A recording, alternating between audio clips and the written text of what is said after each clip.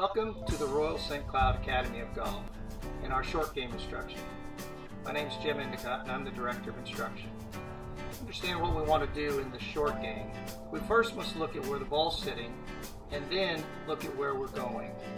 All too often we look where we're going and we select a shot that's not appropriate for where the ball is sitting. The ball might be sitting in some hard surface, it might be on some pine straw, could be on a perfectly nice fairway lie, could be in the tall grass, maybe it's in the bunker. All of those things influence how we'll go about addressing the shot. It tells us how we'll execute the shot. Coupled with, what do I have to do between me and the flag? What do I have to negotiate? Is it a smooth area?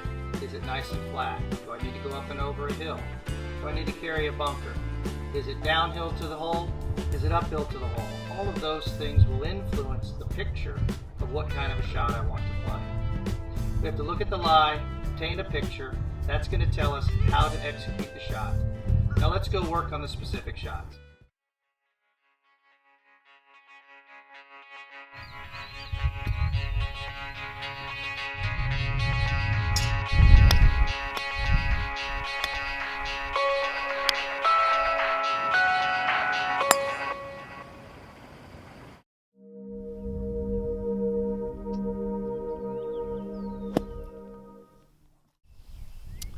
Come into the greenside bunker, you can see I have a picture of a high shot.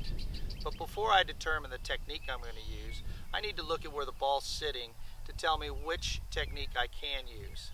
There's two techniques here. One is called a splash technique, and number two is a digging technique. I ask myself two questions when I come into the bunker. I look at where the ball's sitting, and I ask myself, is the ball on top of the sand, and is there a cushion of sand underneath it? That's the situation I have right here. Here, you can see that that ball is not on top of the sand. I'll need to use my digging technique there. I can use the splash technique here, digging technique here. You can see this one has splashed the sand out away from the ball, but it's still sitting down. So it's no to being on top of the sand, so we'll have to use the digging technique there as well. Over here, you can see that ball is sitting on top of the sand. However, it does not appear to have sand or a cushion of sand underneath it. We'll also use our digging technique there, and we're going to talk about that in a little bit. The splash technique will look something like this.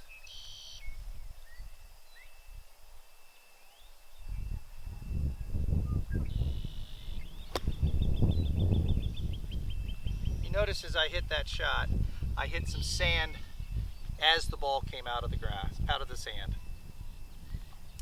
We choose a sand wedge for this shot, and the reason we choose the sand wedge is you'll look here on the bottom of the club. This area here is a bit wider than most clubs.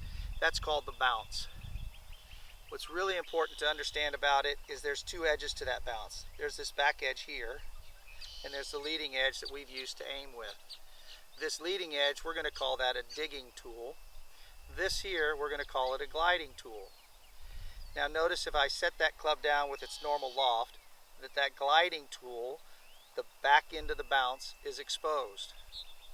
If I open the face, you can see it's exposed more.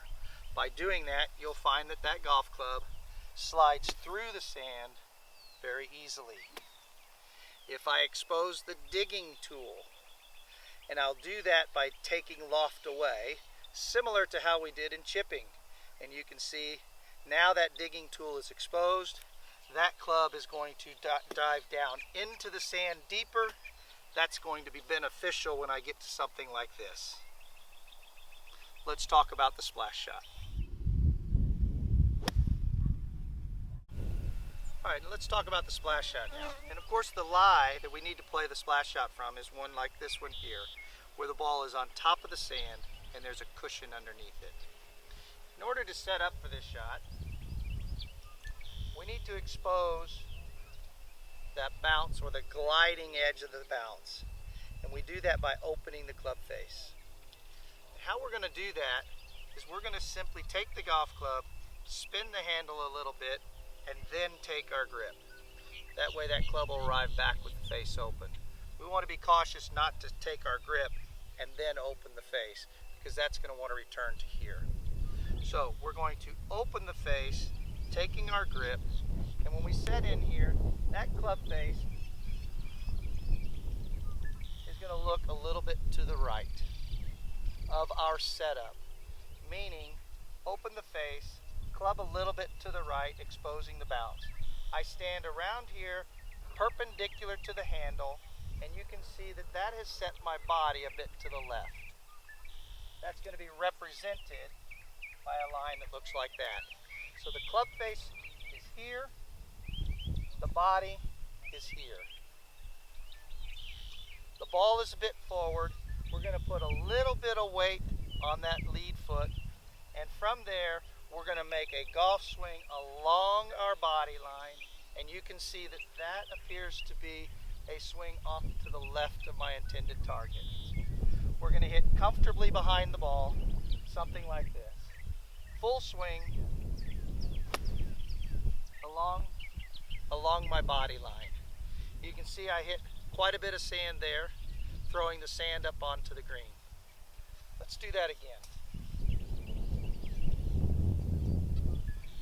Normal full swing grip, however, we open the face first, take our grip on the club, setting the club at the target or perhaps just a bit to the right.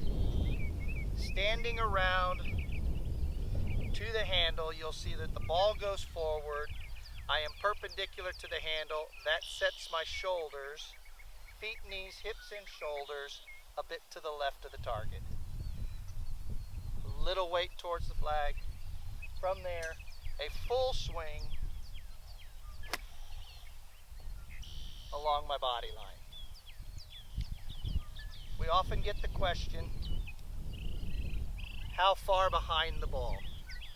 That's going to be individual to you, to the shot, but let's simply say, as we're learning the technique, a comfortable margin. Maybe it's a couple inches, 2 or 3. So the setup one more time. Club face a bit to the right, body a bit to the left, ball forward, leaning towards the flag, full swing in the direction of my body. To change the distance on this shot, we have a couple options.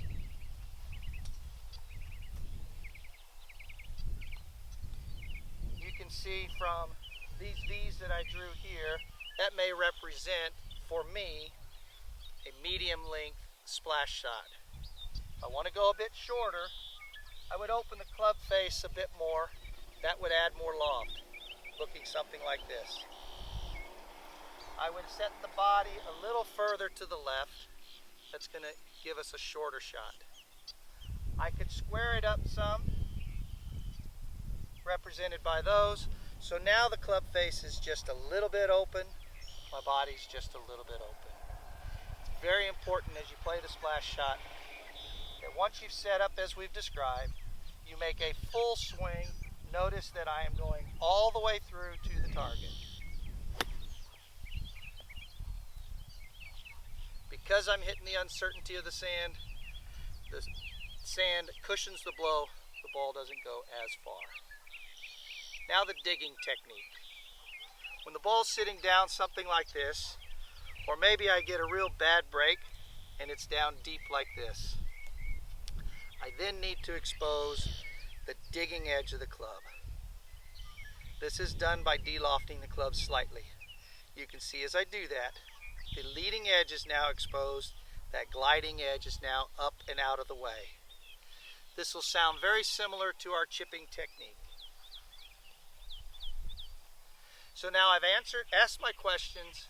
Is it on top of the sand? No, I need a digging setup. We're going to de-loft this club. In other words, we're going to set up very similar to chipping. Our normal full swing grip, leading edge perpendicular to target line, de-loft the club slightly, and notice with this 60-degree wedge I still have quite a bit of loft. I stand across from the handle.